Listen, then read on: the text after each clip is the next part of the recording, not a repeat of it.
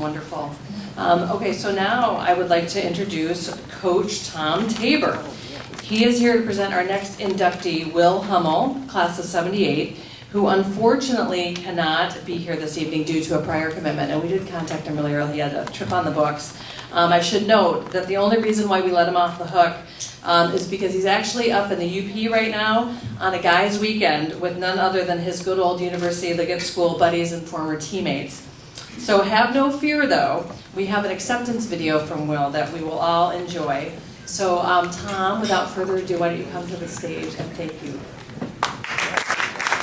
I knew every game that was played here, and I never heard of those things. And he had quoted with Will Hummel, which was, in my mind, the back of the 70s, running back of the 70s. But he said, he made a statement that, he said arguably that he was the best football player ever. Now, when I see guys like you coming up, and I hear of Coach Knickerbocker and Shorty Monroe, I don't know about that. So it was very inspiring. Will Hummel, it has been 37 years since Will Hummel played here at University of Liggett School. Much more recent than you guys, but he was a guy that he was very well liked by his classmates, his teachers, his teammates, and his coaches. He inspired, which is nice to see in a school like this.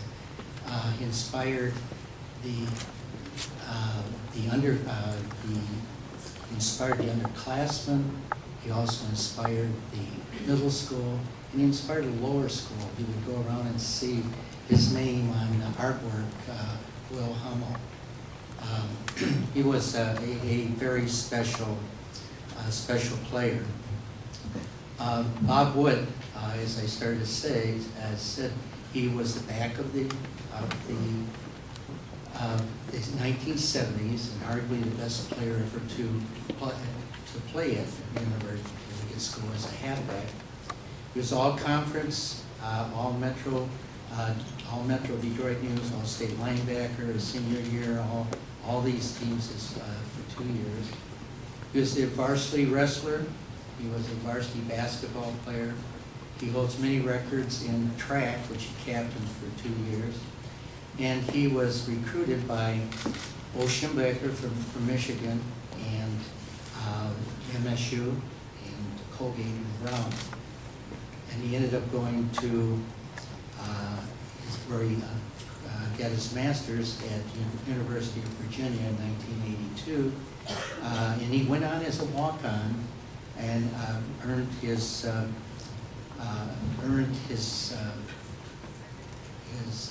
pardon me.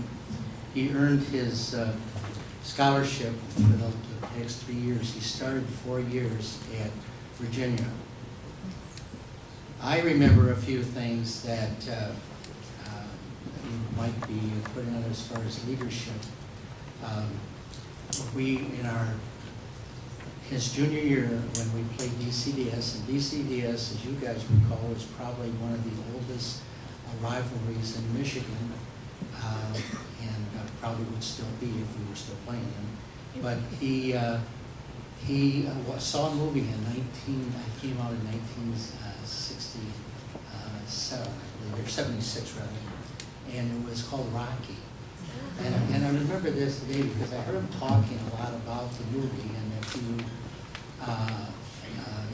remember the music, I could hum it for you, but I won't. It was very motivational, and he was a leader. He got his buddies, and as you say, that's where he is today. He's up with his classmates and his teammates, and he evidently played this.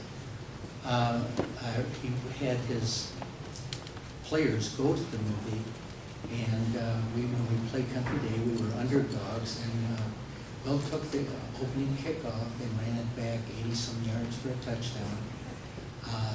Tom Graves, also one of his classmates, picked off a pass in the first quarter and ran it for a touchdown. And we were on our way, and we won, I believe, 22-6.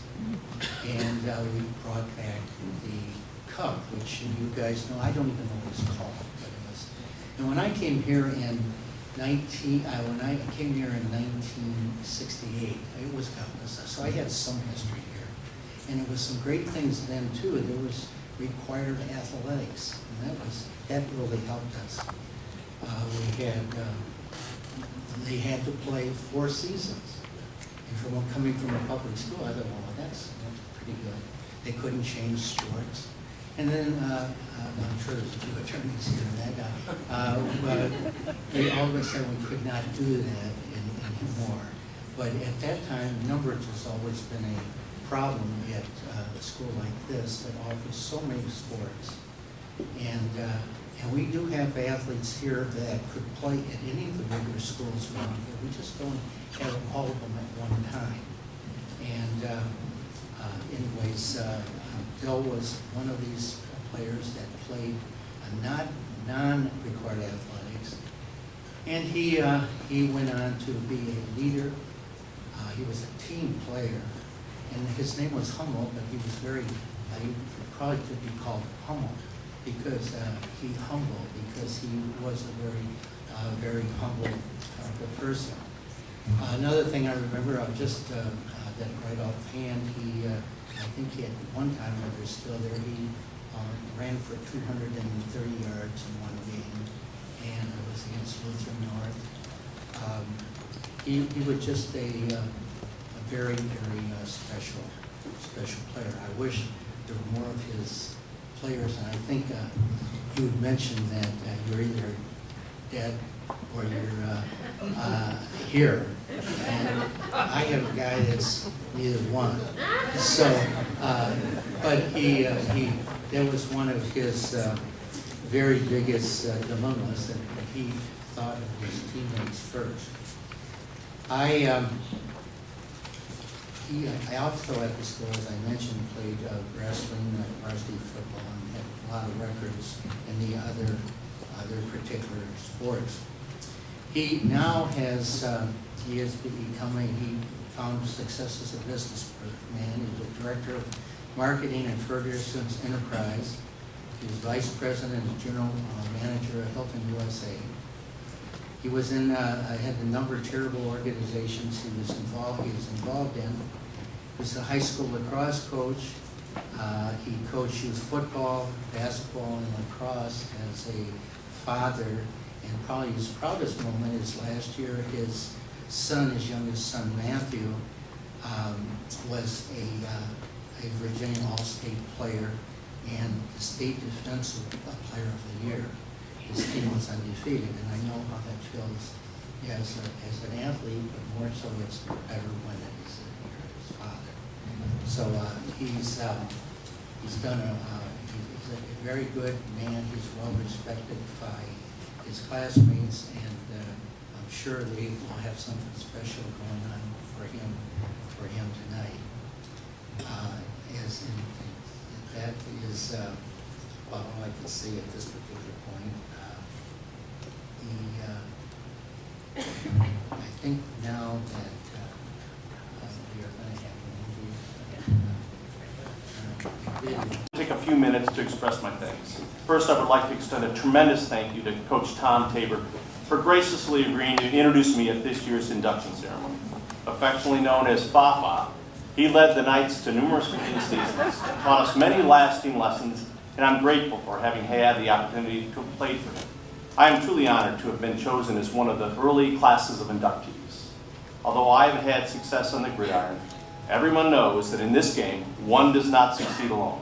In fact, in a game that demands teamwork for success, I had many fellow teammates whose performance, drive, and determination eclipsed my own in many games and allowed us to win time and time again as a team. The lessons gained from both winning and losing together have benefited me my entire life. In fact, the fellowship that resulted from our play together lasted through the years, and at this moment, I am with those teammates reliving many of our heroic battles, much embellished for sure, with fellow characters Jim Martin, John Engel, John Hastings, Bill Beardsley, and Mark Mushrove. And I would be remiss by not mentioning the other members of our senior class who were one of the last ones to have beaten dreaded DCDS. Co-captain Tom Graves, Jim Catchings, Chuck Vincent, Bubba Bradford, Noble Pruitt, Kevin Connolly, and Mike Marnez. There was also my younger brother John, whose summer workouts and continuous support was invaluable. I would also like to especially thank my parents, who were always there on the sidelines to cheer us on. Mom, always helping out the other moms in the field house for filling the ice bags for recovery after those bruising games. And Dad, who at an early age launched my competitive side on that fateful day during the neighborhood club third grade basketball game. He called me over to the court side at halftime, grabbed my arm in a vice grip-like manner, looked me in the eye and said, "Get aggressive out there." Of course, I then proceeded to foul out the very next quarter, and I understood from that point on the importance of giving your all and leaving all your effort on the field of play. Thank you again to the ULS community and the committee who chose me. I will always cherish my time at our school and am humbled by your award.